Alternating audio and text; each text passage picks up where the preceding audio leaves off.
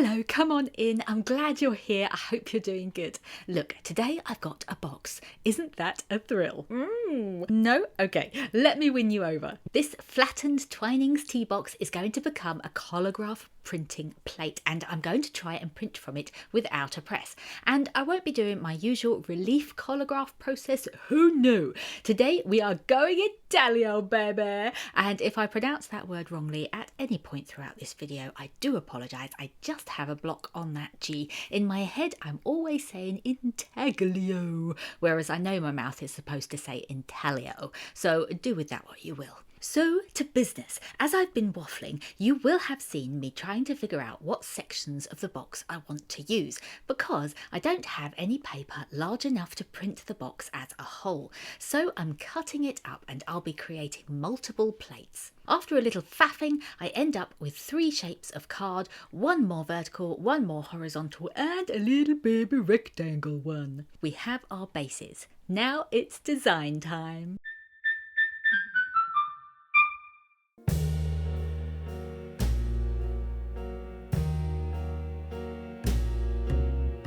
The theory for creating these Collagraph plates is actually crazy simple. All we need to do is cut around the edges of the design elements with a craft knife, but not press down so hard as to cut all the way through the card. Then it's a case of nudging an edge of the card surface up in each of those design areas and then peeling away that top layer. It means that all you need to create a Collagraph plate is a piece of cardboard and a craft knife and you're good to go. So that's pretty cool. It took me a few goes to figure out the best way to hold the knife for peeling, but once I had a rhythm, it was pretty relaxing to do.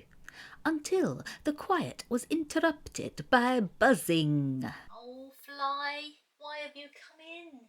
You will never get out again. Actually, are you a fly or are you a wasp? Ooh, can I help you please? Would you like to exit this way? This way? This way? Yes! Oh, this is a good bit.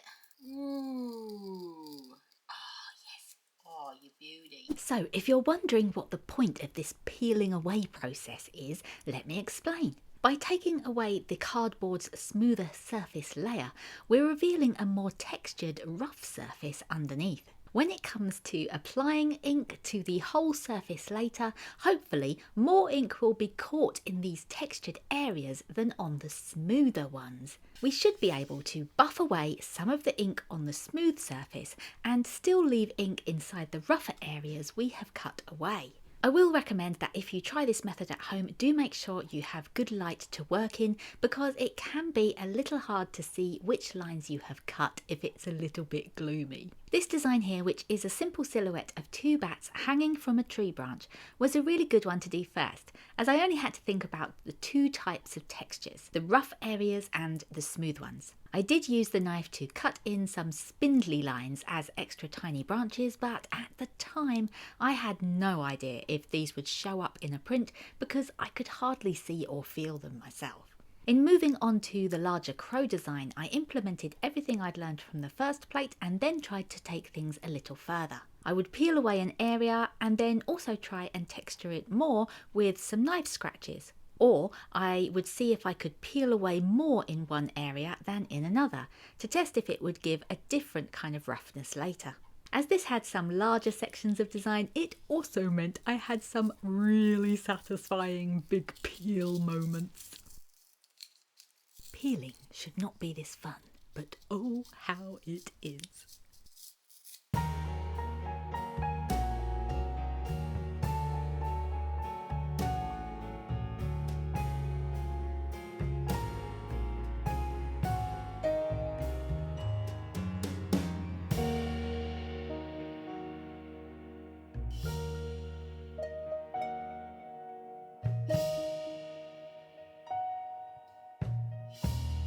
Now, if we were to put ink straight onto this cardboard plate, we might get one print out of it, but it may not be that great. This is because the ink would soak into the card and we would not have many options in terms of testing different inking methods or removing ink. This is why sealing the plate is a good idea. I'm using button polish on mine, which has shellac in it, and this is great for creating a shiny sealed surface. However, it is pretty rum stuff, so if you use it, do have your space well ventilated, and if you want to try something a bit friendlier, you could try an artist's glossy varnish. By giving the cardboard a shiny surface, we're going to give our plate some protection and also make it easier for ink to transfer away from the plate later. Side note, you may have noticed that the other side of this card, which has the Twinings design on, is a shiny surface in itself. I could absolutely have drawn this design on that other side and not had to worry about sealing most of the surface. I would only have had to seal in the peeled away areas. It's something I want to try another day, but I've seen a few people doing this type of collagraph on the inside of the card, mostly using printing presses later, and I wanted to see how it would work for me as a no-press Pollyanna. I left my plates to dry for a day. I should have given them more than one coat, but I was lazy and I only did one. And that came back to nibble me, but more of that later. When you have a plate with such delicate designs as these have, you really need the paper to be able to flex into those tiny nooks and crannies. To help it do that, you can dampen it. Doing this before you start inking up a plate is useful because then you can let it rest while you are busy elsewhere. My method is to pop my pieces of paper onto a clean surface and use a sponge to gently wipe water across the pages. Then I lay them between two small towels, which makes them all cozy. Once my plate is inked and ready, I can retrieve my paper and hopefully it will be in the gently damp rather than slimy wet stage. But if for any reason it still feels a bit too damp on retrieval, you can always adopt the wave it around as you wiggle approach.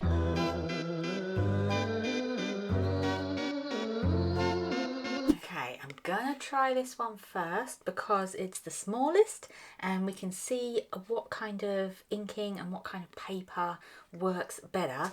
I have some really thin mulberry paper, but I've only got 2 pieces of it left, like full pieces. But I do have a couple of scraps, so I can use the scraps for this one, test it out, see whether it's even worth using that paper. If it is, I'll use it for the other ones. If it's not, we will pivot and use something else. All right, let's get going. First we need to ink this up. Grab some black ink.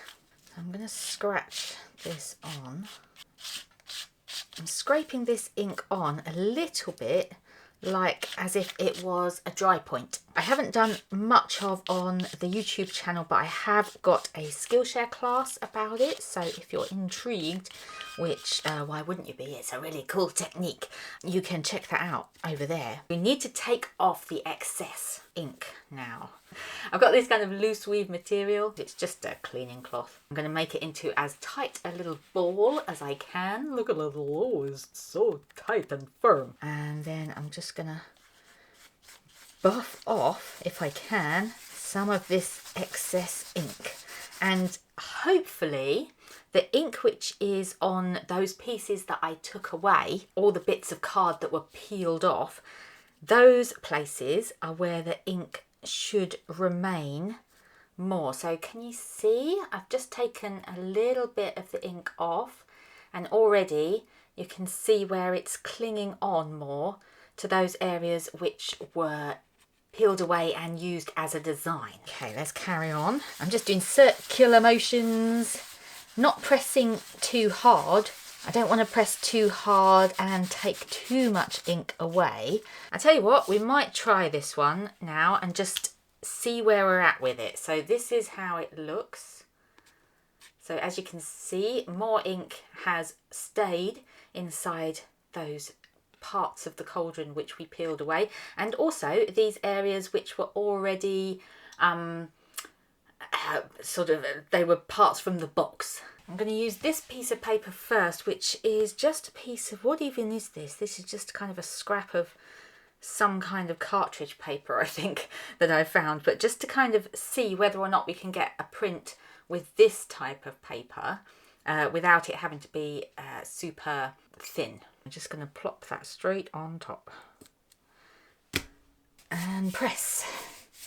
That's not anything coming through there, that's just my inky fingers. Let's just see, shall we?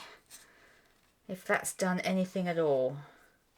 Not very much at all, but you can kind of see the impression coming.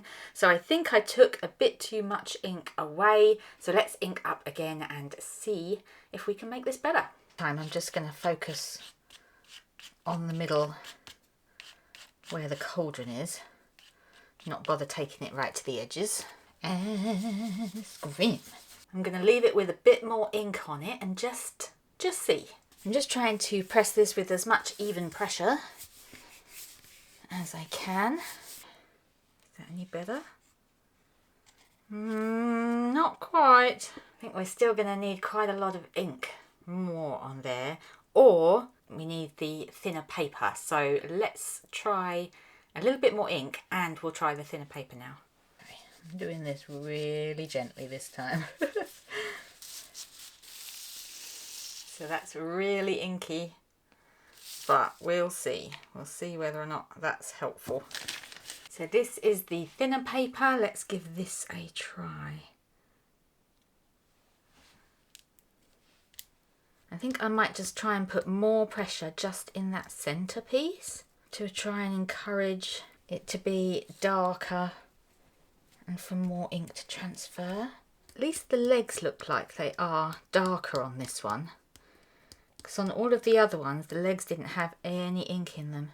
But these ones feel like we are getting to the ink. Let's see. Oh, I think this is better. Oh, okay. Well, we're sort of getting there. We've not really got the detail of this area. Because really, we need to kind of have that brighter. These bits darker. But the legs are definitely better. This paper I think definitely helps, but we need to figure out the inking a bit more.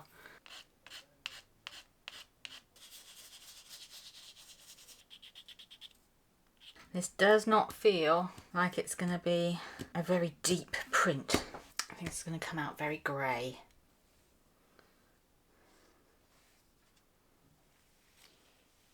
Yeah, I think then taken too much off here for definite. That's with the cotton bud there, and I think I got the area wrong on it because I couldn't really see because the light in here is quite bad today. I like the quality of the legs here because they're sort of a little bit fuzzy, but you can still see that they're the legs, whereas up here it's all a little bit too fuzzy. At this point, I went a bit insular and completely quit talking, which is so helpful. But I only did 2 more cauldrons before the plate got quite tired and started losing its definition, and I also got a bit bored. One of them was kind of nice, even though it was an absolute smoosh show, and the other one was when I switched up the inking method and applied it with a brush. That one came out not very nice, but I did think the inking was better by brush, so I carried that forward into the other 2 plates. So with these bats, I went straight to applying the ink with a brush, focused mainly on the textured areas. This felt a lot more controlled and meant I had less scrimming to do, which was a bit gentler on the plate. I used the Mulberry Paper for the first print, which I don't usually do because it's my more special paper, but after the cauldrons I just had a feeling that the first prints on these types of plates were likely to be the better ones. I'm really pleased with how these have come out. Look at those lovely branches. I'll show you better when it's dried out, it'll be easier to see, but some of the little spindly branches come out really nicely. And I love that tree. Oh, that lovely tree. Oh, trunky.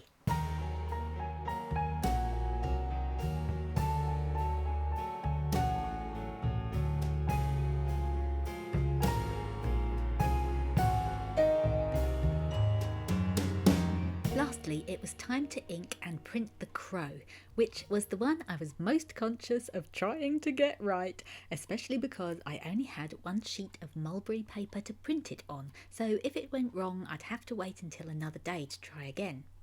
I inked it using the brush, dabbing thicker ink into the patches I wanted darkest and scrubbing lighter coverings into areas I wanted to be greyer.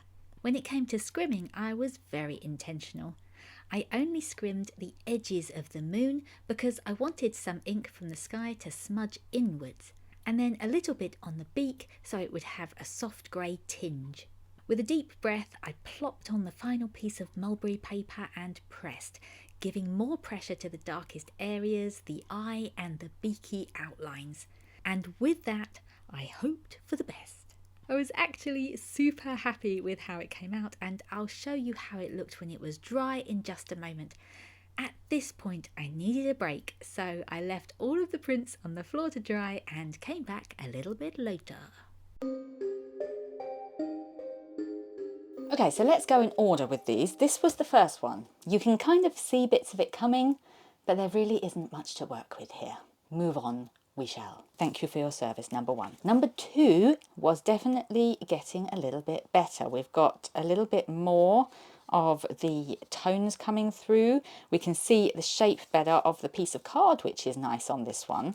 And we've got some nice blotchy marks from the card itself, which is quite cool. But in general, the design did not pick up that well. So again, thank you for your service. Number three is interesting. This is actually one of my favourites, even though like it's definitely still too blurry. It's got a softness which is just that little bit too far, because we've lost the detail in the little feet here, which is a shame. I mean, because I quite like the sort of fuzziness around the edges on this, because it makes it feel quite potiony and spooky, but it's just the fact that we have lost definition in the centre part, which means that when you look at it as a whole, you lose a sense of what it is.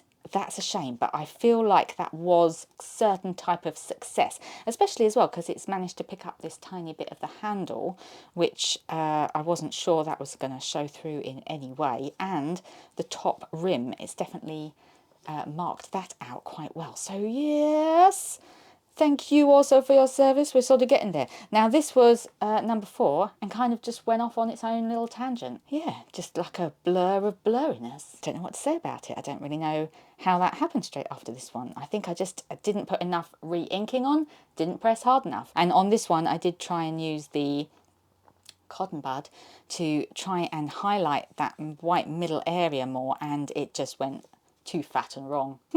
Now this one, again, this one and this one are my favourites. Now I know you're going to say to me, but that's blurry as heck, Gemma. I know, but there's something about it. I don't know, I like it. What, like, can you see what I mean?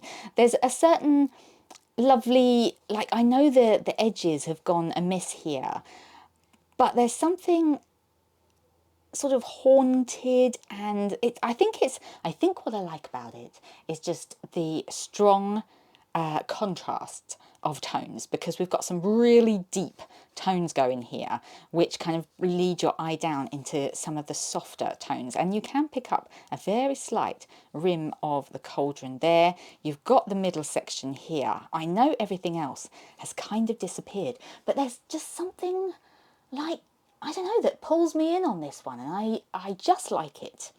I can't say why. I know it's not the best, but I like it. And then the last one, I don't really like this one, but I mean, I don't hold anything against it because it's my own fault. With this one, I think by now I had sort of battered this plate a little bit. I think its edges were starting to kind of give up slightly as well. It has its place in the process, and it did well, so thank you. There is my little cauldrons. None of them's perfect, but all of them played a part in getting me to a stage where at the end I feel like I've got quite a good print in my crow one. So thank you, little prints, for your time, and let's move on. These are the two bats, and again, I like each of these for different reasons. This one, ooh, excellent funness here. Look at these lovely lines.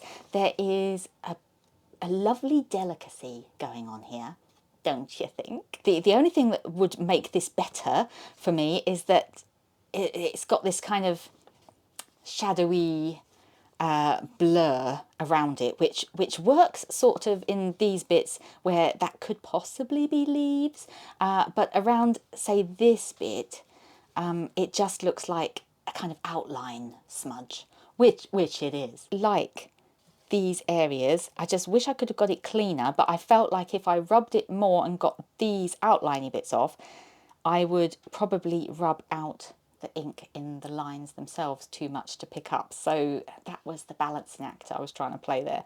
But I do really like that it came out so nicely, and I could definitely put this into a digital program like Procreate and just have a play and take out some of the bits that I don't like as much. It's the same with these bats, because I actually really like the fact that when you look closely, the outlines did come out really nice and crisply, and there's some lovely texture going on inside their belly bits. Look at that, nice. But it's just this outline which is going on, which just needs removing, so I could take that out digitally and have quite a nice looking thing. This tree trunk, can we talk about it?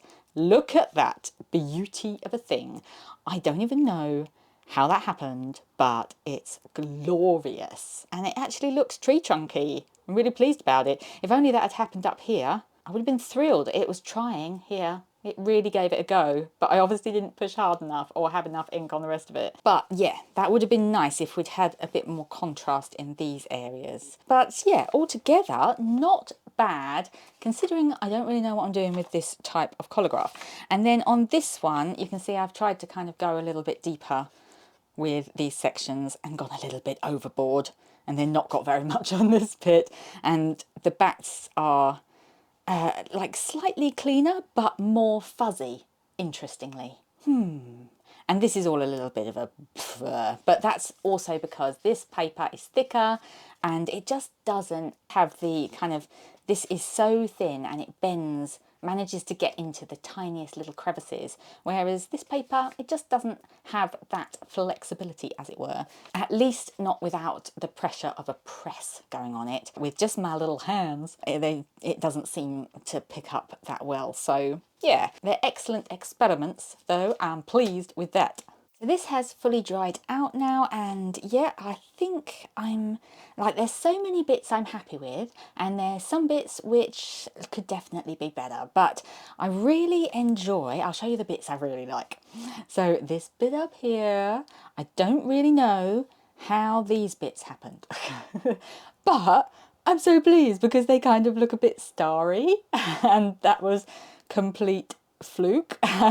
So I'm really happy about that. I really love this bit here, some little splodge that's kind of like gone down in a little sort of crease, but again, I don't really know where that sort of creasy bit came from, but thrilled with that. I really like the soft shady patches which have smushed over into the edge of the moon here. I wish that had happened over here. It's slightly happened here, but sort of not very much really, and not as good as over here. So that's a shame that it's not all the way round, but I do really enjoy that section. That's really cool. I like how dark this area came out. These two, again, not quite as dark, but that's okay, that's okay. I really like how dark I managed to keep the eye and the surrounding parts of that, and this underbit and here, just so that it gives variety amongst this feathery textures. I love this bit here. I don't know whether you can even see, but there are very faint lines from where the knife made those small cuts, and I'm really happy that they picked up. I wasn't really sure whether they would, but they did. There's a lot of those kind of lines which were down here but didn't pick up as much. So that's interesting. The beak is the bit that kind of I look at and go, ah, no, that's a shame. That's this bit here, just because the kind of fuzz on that, I mean, it looks like he's just a little bit hairy. And I mean, that's okay. You're allowed to have beard hair as a crow. Or rather, would that be, what is that when it, yeah, it would be, because it's on, well, no, his chin's sort of, is that his chin? I don't even know. This section here is slightly dubious, and there is an overall sort of, I don't know, a fuzzy kind of quality about it, which I both enjoy and feel like it's just slightly too much, if that makes sense. I feel like there could be some more crispness to it, even if it's only in specific areas, which would sort of tighten it up a little bit. But I do enjoy some of the softness on it. So yeah, I think it's one of those which is very much a kind of like half success. And what I'm really looking forward to is I've scanned this in, so I have a digital copy of it, and I'm going to take it into something like Procreate and just have a little noodle around and sort of tidy up this area and maybe just crispen up those parts which I want to be slightly crisper, but essentially not take away any of the gorgeous textures that we've managed to get from this method of printmaking. So yeah, thanks so much for watching this video. I really hope you enjoyed it. If you did, please do consider giving it a thumbs up. It really does help to support this channel, and it's free. You can do it for free.